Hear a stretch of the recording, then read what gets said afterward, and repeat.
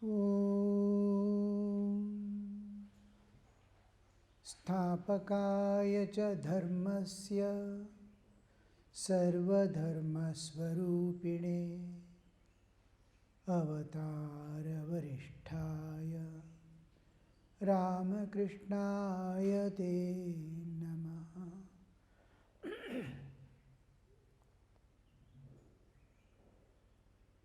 Today is Kalpataru Day, a special day for the entire humanity and this world. Every jiva is aspiring, be it an ant or devata or human or even the demons. They are all aspiring for three things. I want happiness, I want peace, I want freedom. Whole life they run into the world. Whole life they spend in trying to find that happiness, peace and freedom. Never do they get, because it is not there in the external world of senses and mind. We have to transcend ourselves, transcend this nature.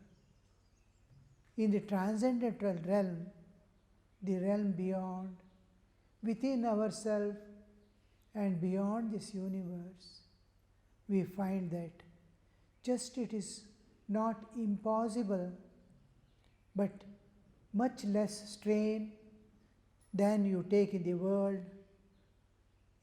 of enjoyments.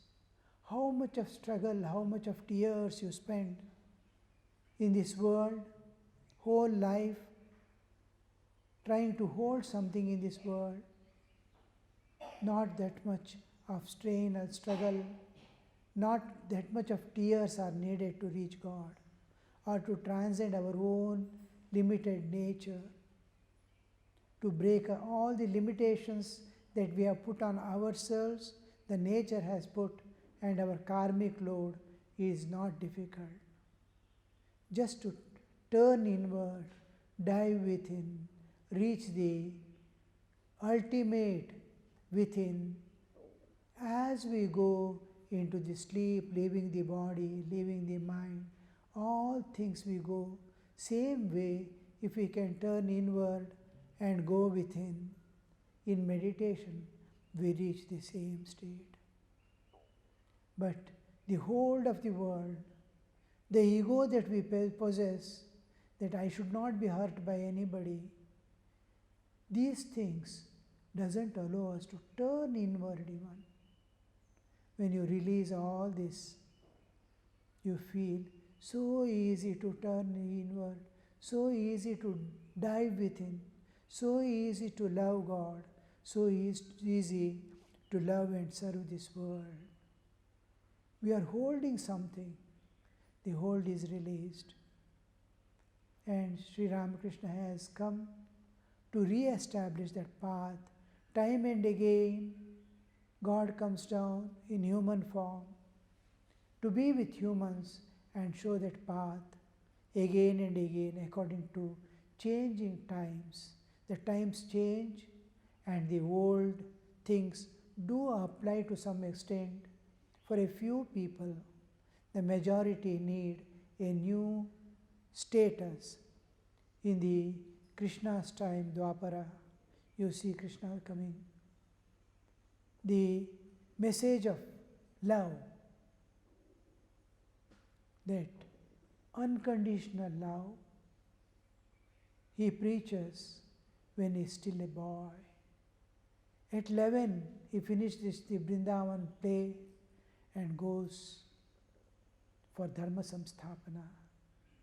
This Balya and the early part of Vrindavana is unconditional love, that where there is only sacrifice and no seeking in return. That is how gopis, though they came all with body consciousness, transcended the body consciousness and reached the Supreme to see Him within and to see Him later on without also. Rama came in Treta and showed the path of Dharma again, gave release for so many jivas, including animals.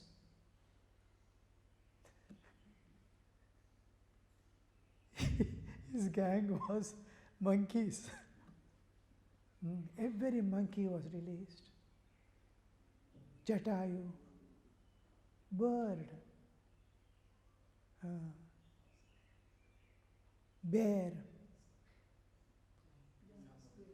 Jambanta, and his group, not only he. So, on one side, even the lowest of the animals and highest of the devatas and almost all the manavas, when they goes, finally, he takes the whole of whoever had identity with him, he takes and goes.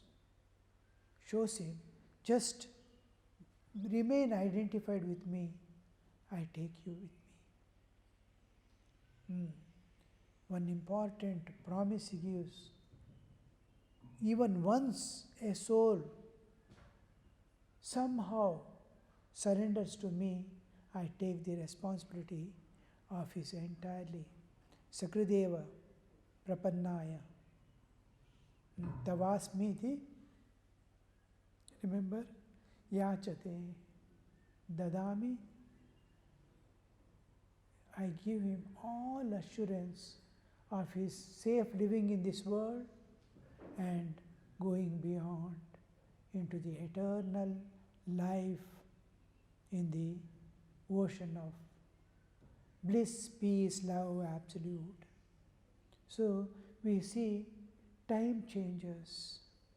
The time changes according to them. Our awareness has changed. Now we are in the such a state of materialism. All have become intensely bodies. Now men have to show their beard to show their manlyhood. Almost all men are leaving beard. Where is their manliness in renunciation, in loving universe, in doing tyaga for the others? They have to show only in their beards now. Otherwise, that manhood is gone. So we have to re-establish ourselves in a new path. What we need is a place where we can take refuge. Buddha came. Buddha did not speak anything about God or there is suffering, there is a path to transcend and reach. Anybody asking, is there a God? Did I say there is a God? Then is there no God? Did I say there is no God? That was his answer. There is suffering. You are seeing there is a path. But Vedic time, we see the suffering did not come into a picture, was not brought into a picture. Ananda, Ananda, Ananda. Anandadeva kalvimani bhutani jayante. All this, wherever you see Ananda, again you see in the Ramakrishna's life, from childhood, he is continuously displaying Ananda, Ananda, Ananda. During his prime of his youth, he is dipped in sadhana and then again displaying the same Ananda, always in ecstatic state.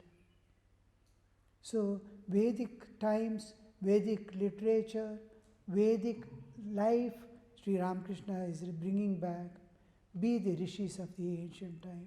He wanted every householder to be a sage, rishi, realize God and be in the world. That rishihood is one of the important things that Sri Ramakrishna gave to the modern world. An unimaginable gift to mankind. Everybody, every householder used to feel himself limited, if not guilty, at least limited. He said, no, you are the sage of the ancient. Pick up your lives. Similarly, a new sannyasa ideal he established where karma was totally given up, though Krishna insisted that three things should not be given up: yajna, dana, tapak, karma, na tyajamiti.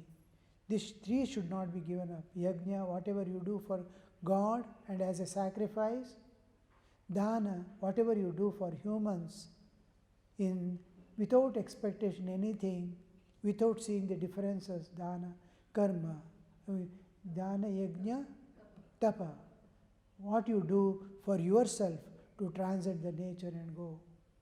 These things you should never leave.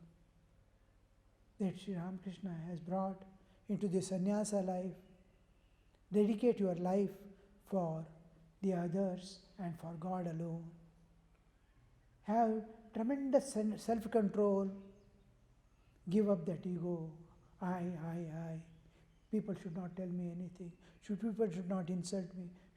In this only our life is going. How puny we have become. We are not able to tolerate the words of others. We are not able to give love in spite of their insult. We are not able to repay the debt to this society by any means. We are getting everything that the new sannyasa tradition Sri Ramakrishna brought. To be exemplary life of a sannyasi, a small group, everyone cannot and should not. The path is decided by God and the goal is decided by humans. The goal of a sannyasi and goal of a grihastha is same, God realization. One is going through the path of pravritti marga, another is going through the path of nivritti marga. The two paths.